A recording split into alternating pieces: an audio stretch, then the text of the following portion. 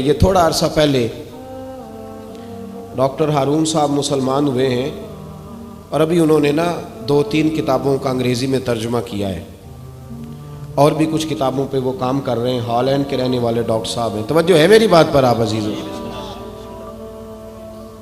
Doctor صاحب کہتے ہیں کہ میں نے یہ سنا تھا کہ مسلمان دہشت گرد ہیں, یہ بم بلاسٹ کرتے ہیں. تو میں جہاں لفظ اسلام آتا تھا وہاں سے میں تھوڑا بچ جاتا تھا, پیچھے ہٹ جاتا تھا. لیکن میرے مزاج کے اندر یہ بات شامل تھی کہ میرے اندر اللہ نے بڑا انسانیت کا جذبہ رکھا ہوا تھا. تو میں ایک تنظیم قائم کر رہا تھا. میرا خیال تھا کہ ایک ایسی جماعت بناؤں کہ جو پوری دنیا کے اندر اسلام, توجہ ہے میرے عزیزوں کی, کہتے میرا خیال تھا ایسی جماعت قائم کروں کہ جو پوری دنیا میں لوگوں کی خدمت کرے اور بغیر امتیاز کے کرے, اسلام والوں کی بھی اور غیر مسلموں کی بھی. لیکن مجھے بڑا دھچکا رہتا تھا کہ مسلمان سخت گیر قوم ہے. میں نے بہت ساری جماعتوں کا منشور اور دستور منگایا اور میں نے کہا میں اپنی جماعت کا دستور لکھوں گا تو پہلے ذرا سارا میں مطالعہ کر لوں. ڈاکٹروں کا ٹیبل ہوتا ہے, اس کے اوپر شیشہ لگا ہوتا ہے, نیچے وہ جو چیز ضروری ہوتی ہے وہ رکھ لیتے. کہتے ہیں کہ مصر کے مولانا صاحب آئے ہوئے تھے ہالینڈ کے دورے پر, اچھی انگریزی جانتے تھے تو کسی وجہ سے علیل ہو گئے. میرے پاس وہ آئے اور انہوں نے دیکھا کہ میں انسانی حقوق پر کچھ لکھ رہا ہوں, کام کر رہا ہوں. تو وہ دیکھ کر کے مجھے کہنے لگے کہ ڈاکٹر صاحب آپ کوئی تنظیم قائم کر رہے ہیں؟ میں نے کہا ہاں. تو کہتے انہوں نے ہلکا سا ٹچ دیا, زور نہیں دیا, اور ویسے بھی جو ہلکی بات ہوتی ہے وہ ذرا دل میں جلدی بیٹھ جاتی ہے. کہتے ہیں ہلکا سا ٹچ دیا, کہنے لگے اگر کبھی موقع ملے تو میرے نبی پاک کی بھی سیرت پڑھ کے دیکھیں, بس ہلکی سی بات. اور وہ جملہ چھوڑ گئے. اعلیٰ حضرت فاضل بریلوی علیہ رحمہ نے لکھا ہے ضروری نہیں کہ تم جو کہہ رہے ہو وہ منوا کے اٹھو, لیکن میسج ضرور چھوڑ دیا کرو. جب انسان کے ذہن میں بات ہوتی ہے یہاں سٹاک ہوتا ہے جب بات کا, تو جب وہ کام کرنے لگتا ہے تو ایک دفعہ وہ بات سامنے ضرور آتی ہے. کہہ دیا کرو. انہوں نے کہہ دیا کہ ڈاکٹر صاحب ایک دفعہ حضور کی سیرت بھی پڑھ لیں.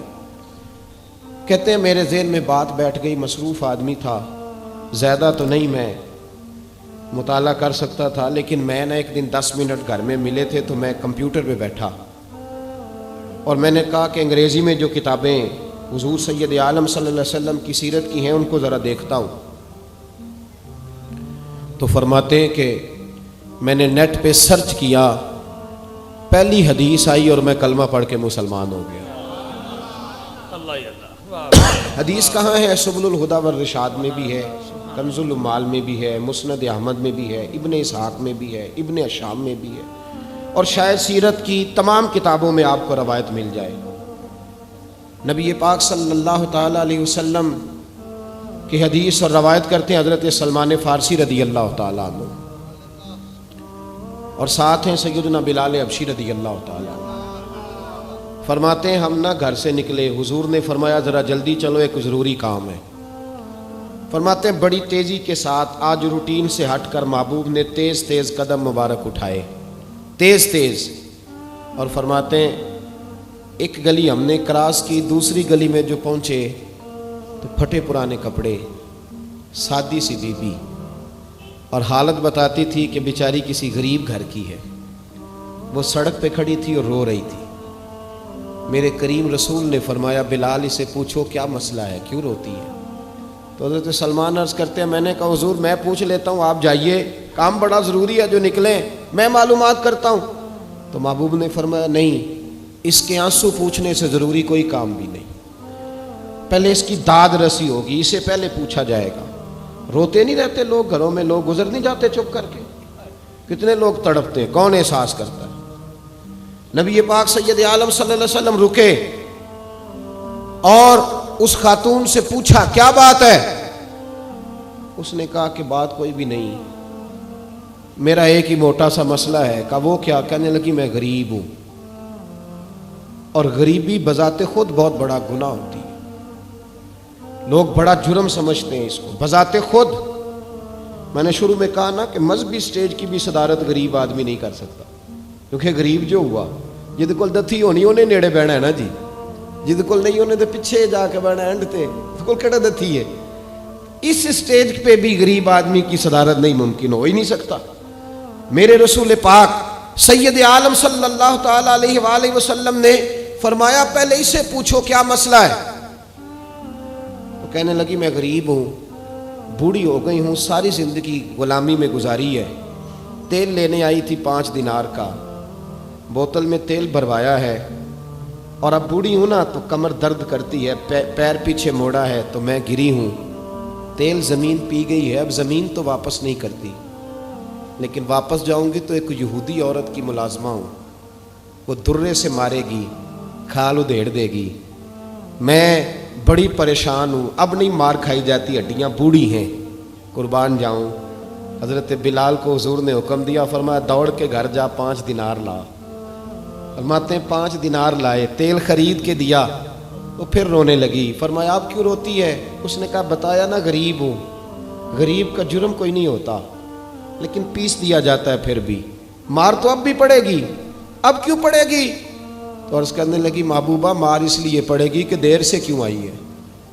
तो मेरे करीम रसूल और वो बीबी हुजूर अभी आए हैं मदीना तय्यबा। इमाम यूसुफ सालिही फरमाते अभी आए थे हुजूर, सुबुलुल हुदा वर रिशाद के मुसन्निफ कहते अभी आए थे नबी पाक, वो जानती भी नहीं थी। तो सैयद आलम सल्लल्लाहु ताला अलैहि वसल्लम ने फरमाया अच्छा मार पड़ेगी? कहा ओ भाई काउंसलर जो कल आपको कह रहा था ना मैं आपका खादम हूँ, काउंसलर बेगुनाह, बल्कि हमारे SHO साहब अगर चौधरी पे पर्चा आ जाए तो उसको टेलीफोन करके पूछते हैं साहब जी ਤੁਹਾਡੇ खिलाफ दरखास्त आई है, ਉਹਦਾ की करना है। तो गरीब आदमी बेचारा, उसकी गलती ये थी कि वो गरीब था तो उसने रेड़ी लगा ली चौक में, उसको दबोच के ले गए, तेनू पता नहीं इतने नहीं खलोई दा। तो उसके पास कुल इन्वेस्टमेंट ही 5000 थी, सारा ले गए।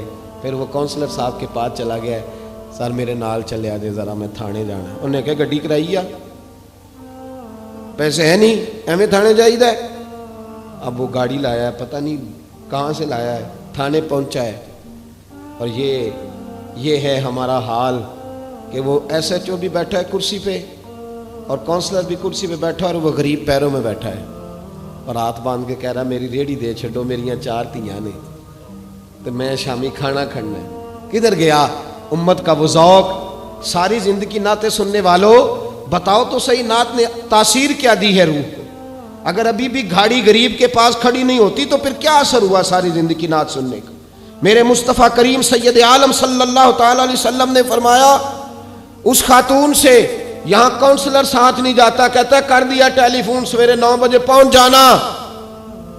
पर कायनात की सबसे मुअज़्ज़ज़ शख्सियत हज़रत सैयदना बिलाल हबशी रज़ी अल्लाह ताला अन्हु फरमाते हैं मेरे नबी पाक ने फरमाया बीबी चल मैं तेरे साथ चलता हूँ। गोया अल्लाह की सारी रहमतें उसके साथ साथ चलने लगी। और आगे आगे नहीं, सारी किताबें पढ़ लो, वो फटे पुराने कपड़ों वाली बीबी आगे आगे और अल्लाह के करीम रसूल पीछे पीछे। सारी गलियां उसने फिराई, मदीने की सहरा आ गया। एक दरवाजे पे दस्तक दी, से मालकन आई। वो बीबी बाद में कहती है मैं भी बड़ी डाढ़ी थी, ताकत ही नहीं थी मेरे सामने को खड़ा हो सके, लेकिन जब मैं बाहर निकली तो मैंने नूर के हाले में लिपटी हुई एक अजीम हस्ती को देखा। फरमाते महबूब के गोरे चिट्टे रंग के ऊपर काली जुल्फें और महबूब पाक की मुकद्दस आंखें जब तक बात करते रहे नजरें जमीन पे झुकी रहीं। शर्मो हया वाले रसूल ने बड़े मीठे, बड़े धीमे, बड़े खूबसूरत लहजे में कहा। बरेली के इमाम फरमाते हैं नीची नजरों की शर्मो हया पे दुरूद। बड़े धीमे लहजे में फरमाया तेरी नौकरानी है तेरी। औरत कहती है मैं तो हुजूर के जलवों में महव हो गई कि सादगी में इतना हुस्न मैंने देखा ही नहीं, तेरी नौकरानी है। कहा तो मेरे महबूब ने फरमाया बेचारी की गलती कोई नहीं, इसे मारना ना, इससे तेल गिर गया था, नया खरीदते देर हो गई, रो रही थी तो मैं सिफारिश करने आया हूँ।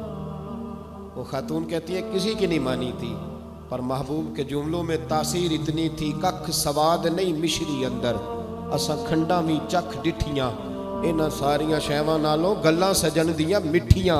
फरमाते हैं नबी पाक सल्लल्लाहु ताला अलैहि वसल्लम ने फरमाया कुछ ना कहना। कहने लगी नहीं कहती, मेरा वादा रहा, कुछ नहीं कहूंगी। अब मेरे हबीब ने फिर नजर उठाई और उस गरीबिनी की तरफ देखा اور فرمایا تو اگر کہے تو میں جاؤں, تو اگر کہے تو میں خود بھیک دے, خود ہی کہے منگتے کا بھلا ہو, تو اگر کہے تو میں جاؤں. اس نے خراج پیش کیا تو چند آنسو گرائے, کہنے لگی محبوبہ جیسے بندہ نوازی. حضور نے رخ پھیرا تو حضرت بلال کہتے میں پیچھے رہ گیا تو وہ دونوں بیویاں دوڑ کے میرے پاس آئیں, کہنے لگی بتا تو صحیح ہے کون, یہ بتا تو صحیح کون تھے. تو حضرت بلال کہنے لگی تم نہیں جانتے. جناب بلال فرمانے لگے یہی تو ہیں جنہیں اللہ نے سچا رسول بنا کے بھیجا ہے. بیبیاں دوڑ کے آئیں, کہنے لگی محبوبہ دروازے تک آئے ہو تو خالی تو نہ لوٹاؤ, مہربانی فرماؤ ہمیں بھی کلمہ پڑھا دو.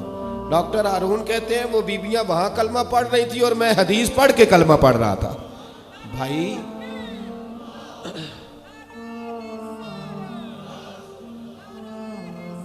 اگر دولت احساس ہے نا پھر تو زندہ ہے. جو زندہ ہوتا ہے اس میں لچک ہوتی ہے, جو مر جاتا ہے وہ اکڑ جاتا ہے. اگر زندگی ہے تو پھر احساس ہونا چاہیے. اگر تیرے اندر زندگی ہے تو پھر احساس ہے, اور اگر تیرے اندر احساس نہیں رہا نا تو پھر زندگی زندہ دلی کا نام ہے. مردہ دل کیا خاک جیا کرتے, احساس سے مروت پیدا کر. تھوڑا سا دائیں بائیں بھی دیکھیں, تھوڑا پلٹ کر بھی دیکھیں کہ کہیں آپ کی ضرورت تو نہیں.